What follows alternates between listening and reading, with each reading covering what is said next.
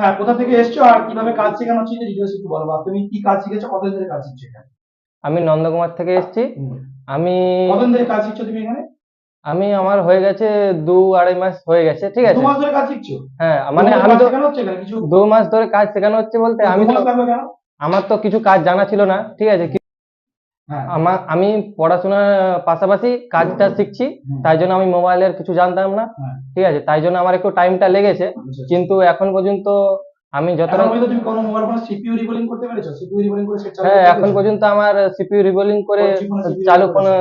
করেছি, সিপিইউ রিবোলিং করে সেট হুম। চালু করে দিয়েছি, হুম। ঠিক আছে। বর্তমানে আমার কাজ মোটামুটি কমপ্লিটের পথে, হুম। কিন্তু তাই আমার এখন যে ডেট ফাইন্ডিং বা যদি যে কোনো মোবাইল ফোন এলো দোকানে, সেটা খোলা বা ডেট ফাইন্ডিং এর কোনো প্রবলেম বা কিছু, ঠিক আছে? হুম। সমস্যা হতে পারে কি যে এরপরে দোকান করলে যে দোকান এখান থেকে গিয়ে দোকান করবো কিন্তু কিভাবে কাজ করবো বা কোনটা কিভাবে সারাবো, এরকম কোনো সমস্যা হতে পারে?